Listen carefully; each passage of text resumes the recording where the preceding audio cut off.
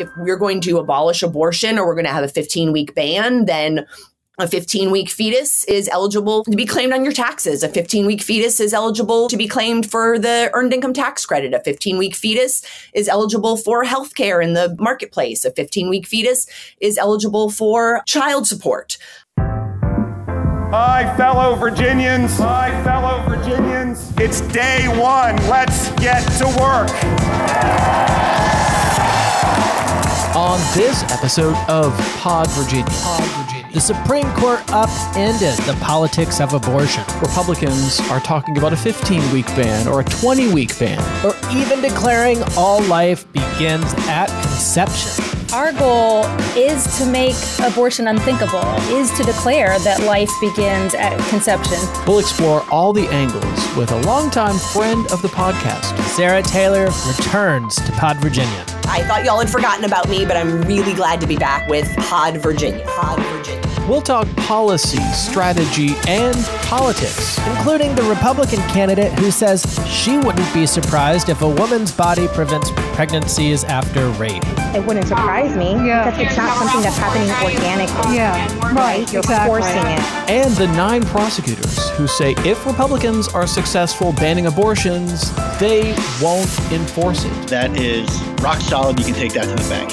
As many as favor that motion will say aye. Those opposed, no. The motion is agreed to. Stick around. Really? I'm Michael Pope. I'm Tom Bowman.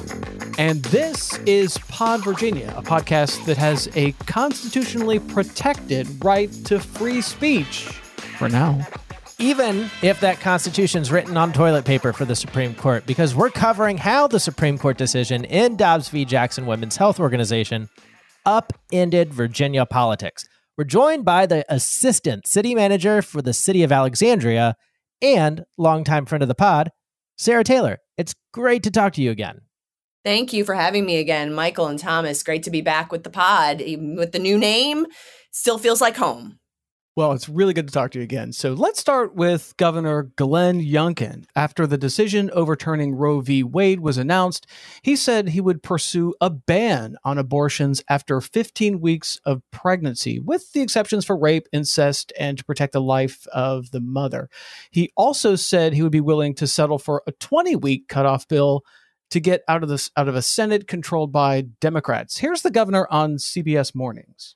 I'm a pro-life governor, and I've got to work with our legislature to see the next path. And so we'll start those discussions. It's going to require a cooperation between our legislators and the governor in order to get something done, and we're going to start that work. That work would culminate, of course, in a state Senate controlled by Democrats who have shown a willingness to prevent abortion bills from even coming to the Senate floor. That would deny Senator Joe Morrissey, an anti-abortion Democrat, from having the opportunity to vote in favor of a 15-week ban or even a 20-week ban.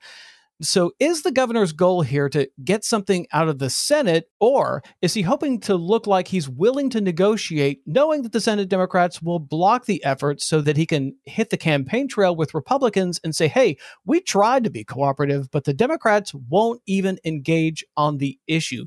Sarah, what's the governor's game here?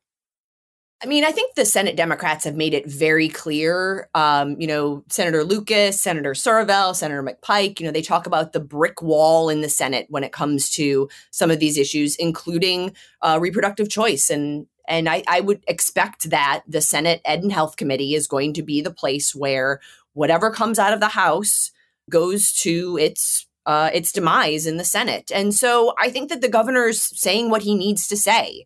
He's saying what he needs to say for his base. He's saying what he needs to say to help reelect existing Republicans in the General Assembly and elect more Republicans to the General Assembly to lay the foundation for whatever his political future is. But I think the Senate Democrats have made it very clear that this is a non-starter for them. And I think even shifting it from the idea of a 20-week ban down to a 15-week ban, I think shows that this is less reality than it is political necessity. That's right, Sarah. And Michael, let's not forget that the other thing that's in play beyond just state politics is Governor Youngkin's national ambition. So he's looking to position himself potentially on the other side of Ron DeSantis in Florida, who a lot of Republicans even might find a little bit too extreme. And he is, by the way, clearly the front runner at this point where we stand today. So Glenn Youngkin running for president is going to have to do something to gin up some support and also distinguish himself from a crowd. And I think that this idea of going after a 15-week ban, there are some who question the governor's political acumen. And I think going after this 15-week ban doesn't show his lack of political acumen. Instead, I think it shows a very clear focus when it comes to the politics of this issue and how this issue drives elections and turnout and not just, again, here in Virginia, but with whatever the governor's political ambitions may hold. Sarah, you said earlier that you thought, if a bill is being considered in the Senate, that it would go to Senate Health and Education Committee where it would be killed. But I'm curious about a bill that Nick Freitas got out of the House earlier this year, where originally it went to Ed and Health, but then for whatever reason, it went over to Rules, where they dispatched of it in the Rules Committee, which Senate Republicans call a committee merry-go-round. Are we sure that Education and Health would be the place where they would get rid of it, or would they need to send it to Senate Rules in order to get rid of it? I mean, I think the most likely place for it to land is a committee that Senator Joe Morrissey is not on, because that's the vote that shifts the balance on this issue. And so whether that's Rules, where there's a very clear Senate Democrat majority in that committee, or whether it stays in Ed and Health, I think the real thing is that it's not going to go to a committee on which Senator Morrissey sits. So the governor has selected 4 anti-abortion Republicans to help him craft that 15-week ban: Senator Siobhan Donovan, Senator Steve Newman, Delegate Kathy Byron, and Delegate Margaret Wren-Son. But they're not the ones who will be introducing all the legislation on this. Republican Senator Travis Hackworth of Tazewell County says he'll introduce a bill that declares life starts at conception. Victoria Cobb at the Family Foundation says that's her organization's ultimate goal as well. Our goal is to make abortion unthinkable, is to declare that life begins at conception. So in the meantime, we'll work with elected officials to adopt laws that save as many unborn lives as possible. So if that's the governor's proposal, we would be on board with that. If the legislature had the appetite for declaring this Commonwealth a place where we're going to value all human life, we would get behind that. So in a speech to the Family Foundation last week, Governor Youngkin said he would sign any bill to protect life, an indication he would push for stricter limits if Republicans hold onto the House of Delegates and flip the Senate next year. He said his goal is to get a bill to sign. And he told the Family Foundation that it won't be the bill that, quote, we all want. So Sarah, what does he want, and what's he going to be able to get? I spent 10 years before I came to Virginia working in the legislature and in politics in Oklahoma, a state where we regularly saw abortion abolition bills come through the legislature there. And even in Oklahoma, a full abolition of abortion bill didn't pass in the time that I was there. So I think that full abolition of abortion is a bridge too far, even for a lot of Republicans. I think that there are a lot of Republicans who still understand life of the mother, potentially rape and incest, and that the full abolition of abortion is something that's a bridge too far, even for some Republicans.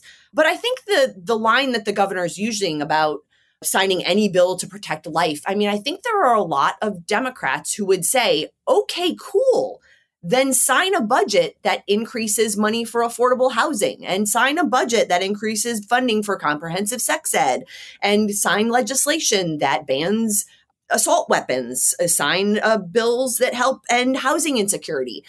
Their message is going to be that there are other ways to protect life and enact and support policies that actually reduce abortions, and that those are the kinds of pieces of legislation and budget items that we need to see in order to impact this issue more so than abolition or even a 15 or 20 week ban. So I think if the question is, what are we going to see? I think we're going to see a lot of discussion. I think we're going to see a lot of pushback from Democrats. I think you're going to see a lot of, if we're going to abolish abortion or we're going to have a 15-week ban, then A 15-week fetus is eligible for a tax to be claimed on your taxes. A 15-week fetus is eligible to be claimed for the earned income tax credit. A 15-week fetus is eligible for health care in the marketplace. A 15-week fetus is eligible for child support. So I think you're going to see a lot of discussion of what the reality of limiting access to safe legal abortion is in the Commonwealth. I think one of the things it will be interesting to hear is what the business community has to say about these kinds of limitations in the Commonwealth. What we saw in Oklahoma a lot of time was it wound up being the Chamber of Commerce and other business groups that said, this is too much. We worry about businesses not wanting to locate here. We worry about employees not wanting to come here if we are a state that is going this far on this issue. So it will be interesting, I think, to see where the business community comes either publicly or behind closed doors in their discussions with Republicans in the General Assembly and with the governor. Yeah, this valuing all human life thing is a farce. Does this mean that maybe we're going to see a bill where they can force life insurance companies to pay out death benefits to miscarried fetuses? That's, the logical extension of their argument here. And, what's really disturbing to me is they're governing using a bastardized theocratic dogma, and it's an infringement on everybody else's religious freedom. If you actually read the Bible, God is actually very pro-abortion. Just look at Numbers. And even if you look at Deuteronomy, he actually supports, or he says you got to kill your kid if they're too bad after birth. So look, the religious right here trying to use a wedge issue is just that. It's a really sick, twisted grab at power, trying to divide and conquer. And they're advancing consequential policies that are really going to hurt a lot of Virginians and is a complete violation of the statute of religious freedom. I think it's interesting, too, to sort of think about these as being two very outlier positions. The idea of full abolition of abortion is a huge outlier position. I think even abolition of abortion before, that doesn't include rape, incest, life, health of the mother, is a fairly outlier position. Just as Republicans will say, unrestricted abortion until the moment of birth is also a significant outlier position. And I think if those are the two things that we keep throwing out there as being the reality of the situation, I don't think you really get at what it really is, which is a very messy, very gray conversation that a lot of people aren't comfortable having, don't want to have, don't want to hear the stories of. And so fighting in these very far left, far right outlier positions is where we see and hear most of the rhetoric. Yeah, show me a true small government conservative that believes it's actually okay to have forced government mandated birth. There's no small government about that position right there.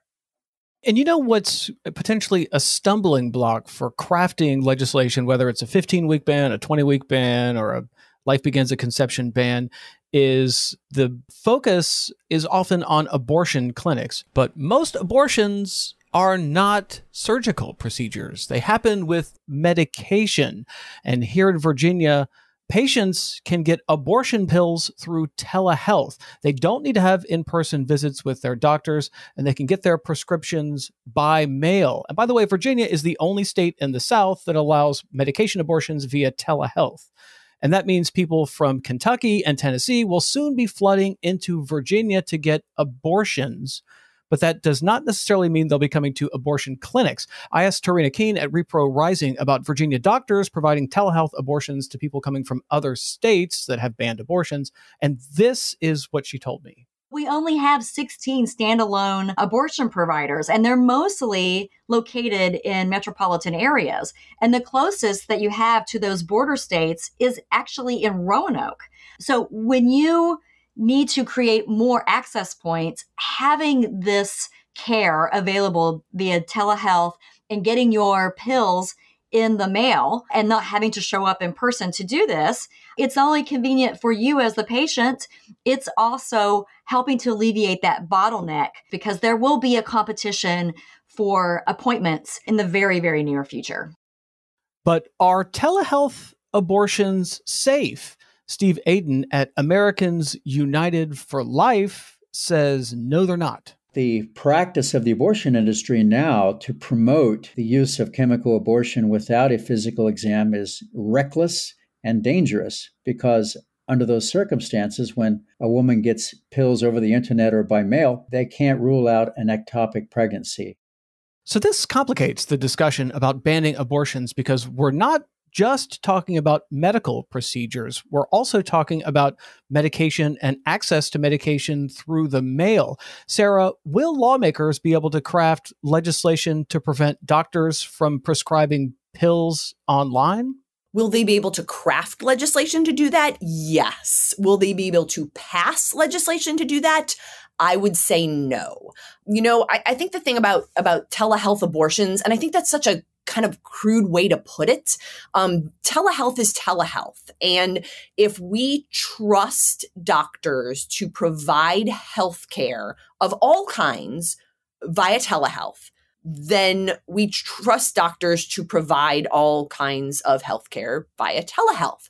And it's not one or the other. And I think that's where it gets complicated. And that's where, again, this conversation gets messy, where some will say trust doctors and trust women and trust patients.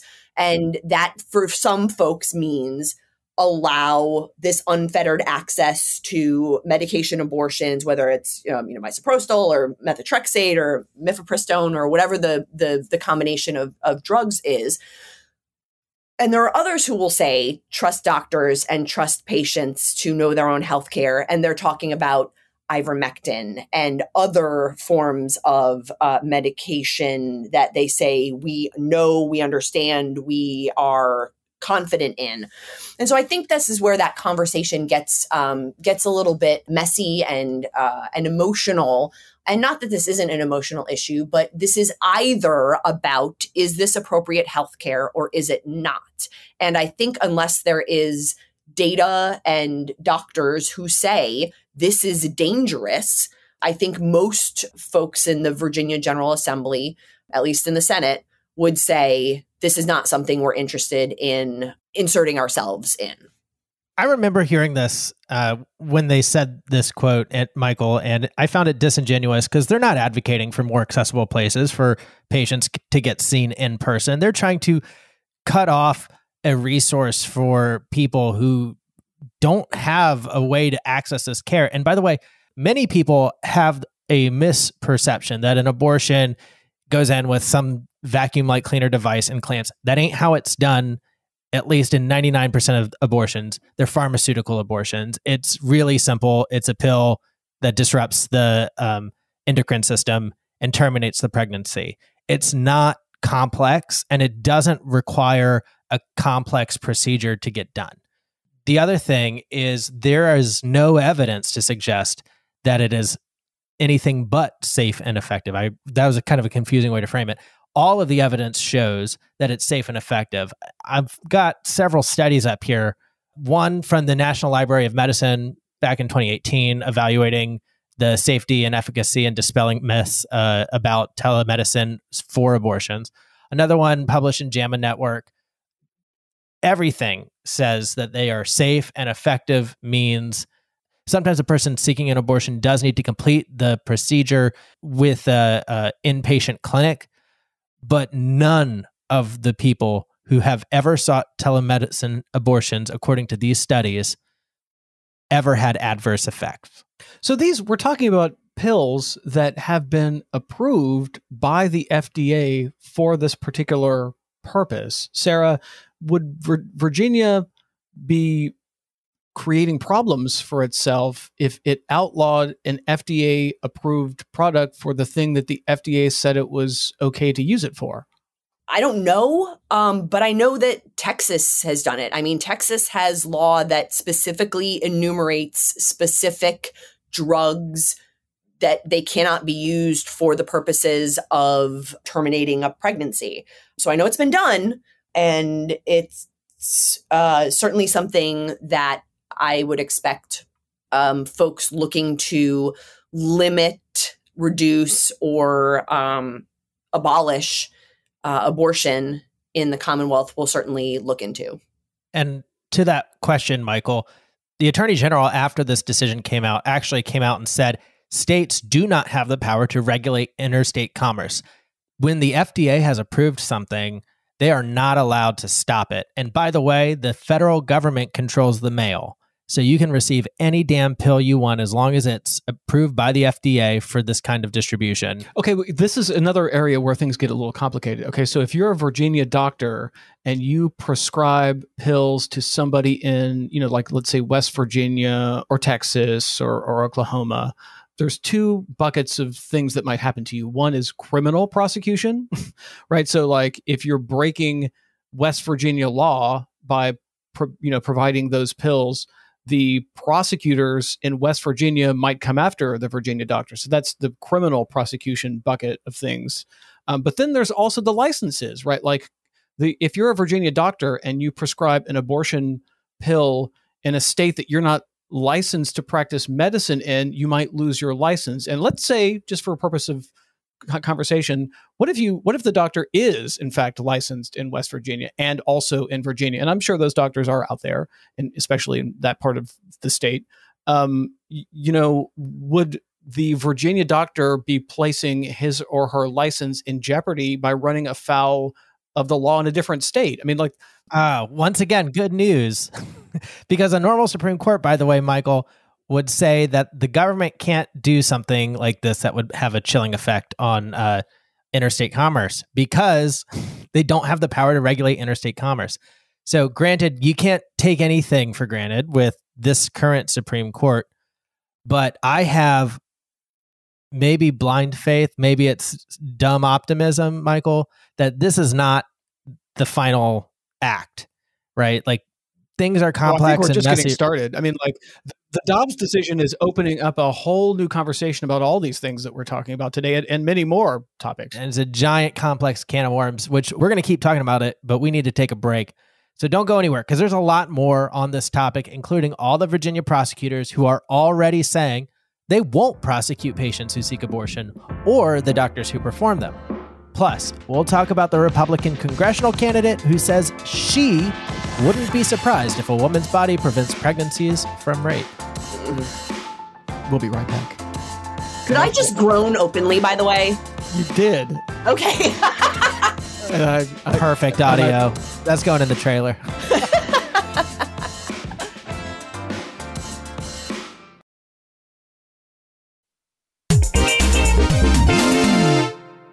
Oh, hey, didn't see you there. Luke Weir here with the Roanoke Times, listening to Pod Virginia with Michael Pope and Thomas Bowman. I listen because I don't have a choice.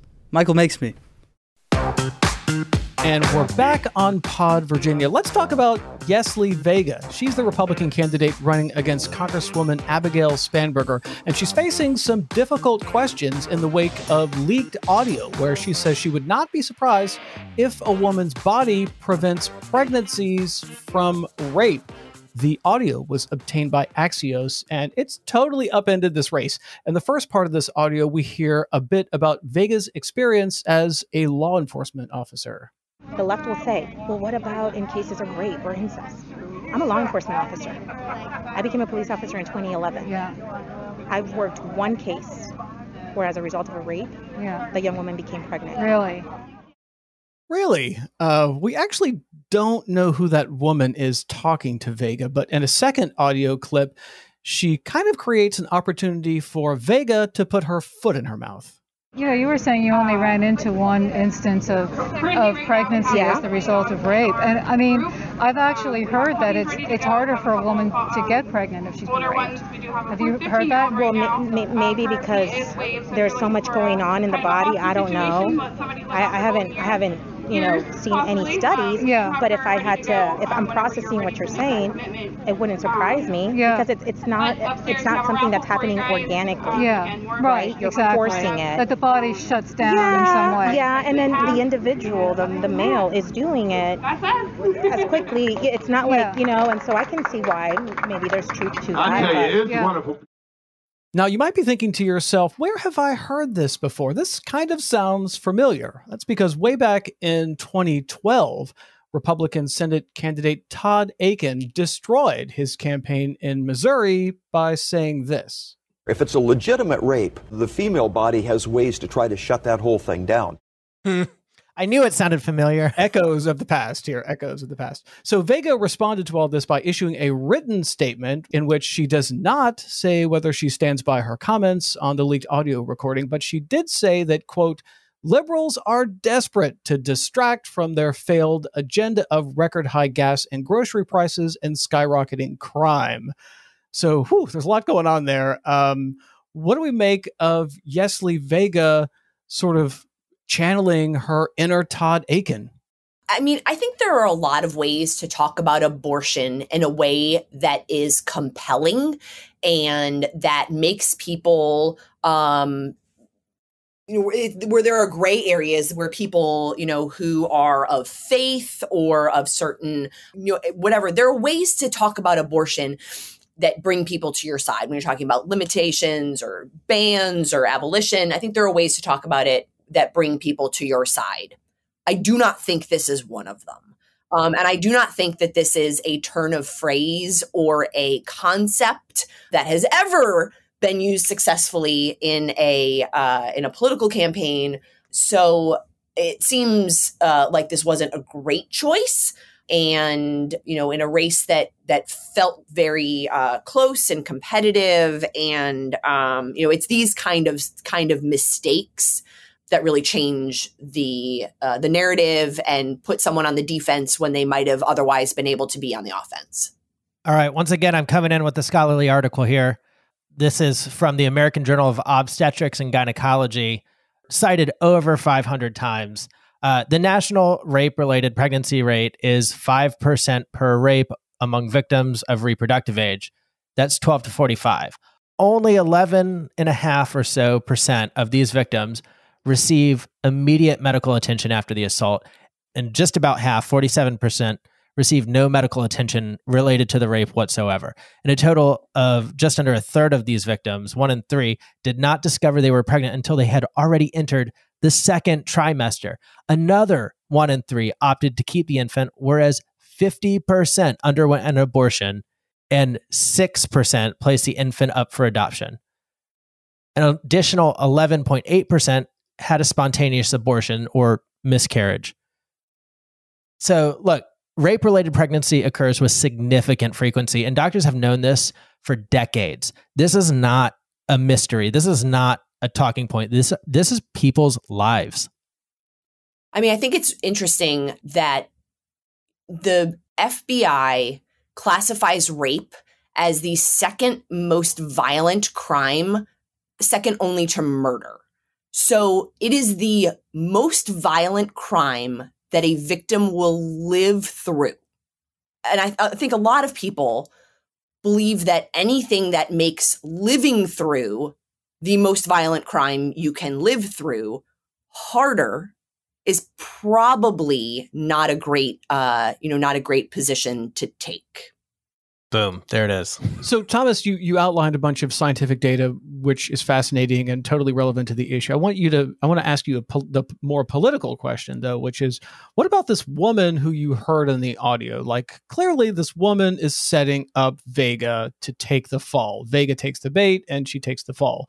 Should we think differently about Yesli Vega in the sense that, this woman was trying to get her to say something ridiculous? Look, I don't know who this person is that recorded Yesli Vega. I don't know that I want to speculate on whether or not they were actually trying to set her up. Sure, it could be interpreted or construed as sounding that way, but look, here's the reality.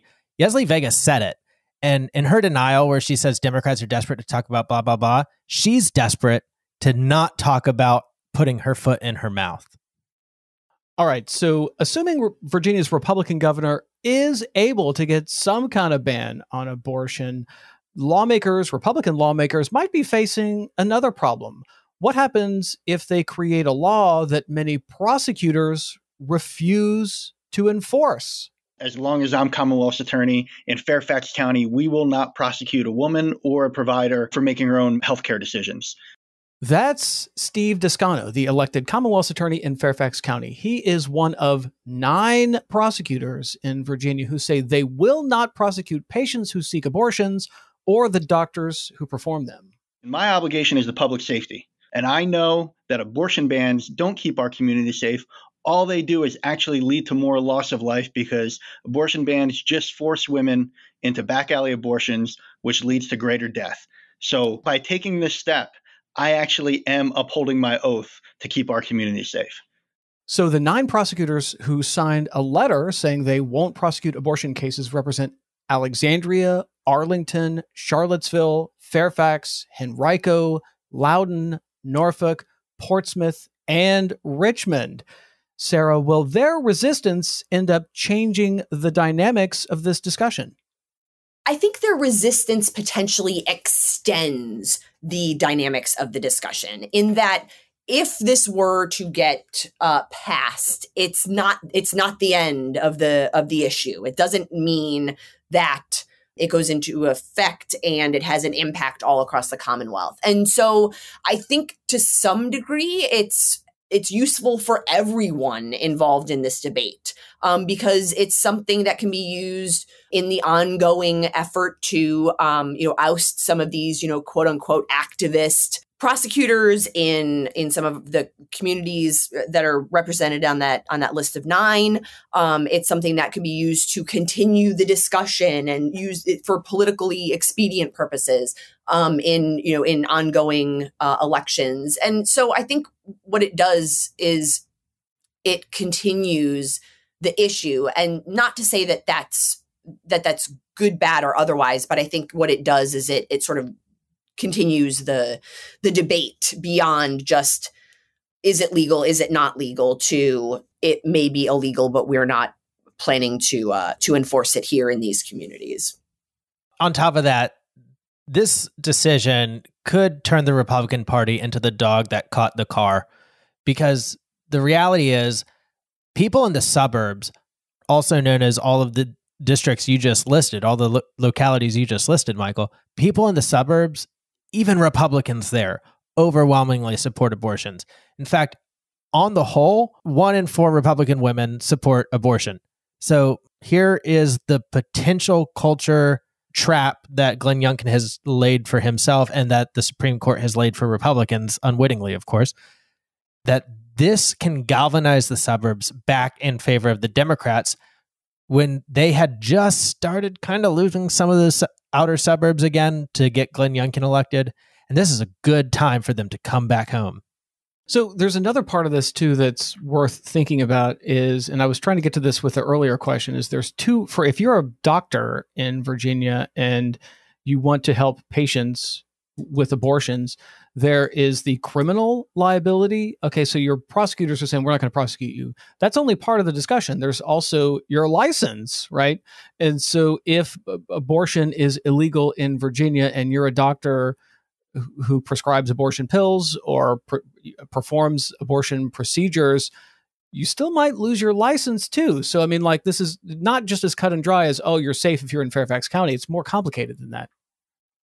I think that's the big overarching issue about this in general is it's just more complicated than that. And whether you're talking about why people choose abortions or when people choose abortions or how people choose abortions, these are all questions that are far more complicated than yes, no, here, but not there. I can do it, but I might get in trouble. I think you're absolutely right. It's all more complicated than that. And I think that's the biggest challenge with this issue is just how gray and complicated and it is for a lot of people. Yeah, and Michael, and as a former campaign guy myself, here's the deal. This is in many ways a continuation of the attack on medical providers that really came into force under in the COVID era with just outright denial of medical science and what the healthcare practitioners and experts were saying about COVID.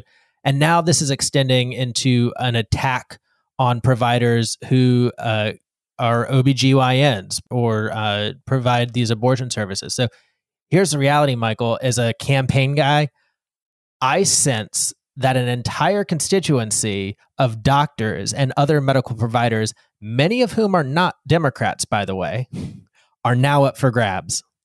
Well, there was a time when we heard about suburban moms or soccer moms. There was a time when we heard about soccer moms. And then, we heard about, there was a whole sort of different class of these. It's possible the future elections might have the swing doctor vote. I think that's certainly something to think about, or at least doctors who are in this field. Sarah, do you have any final thoughts and words here before we go?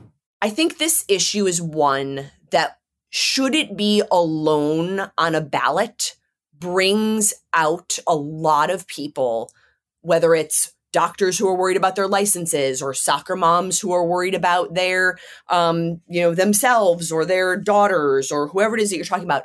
I think, should it be alone on a ballot, I think it has the potential to be significant when it comes to elections.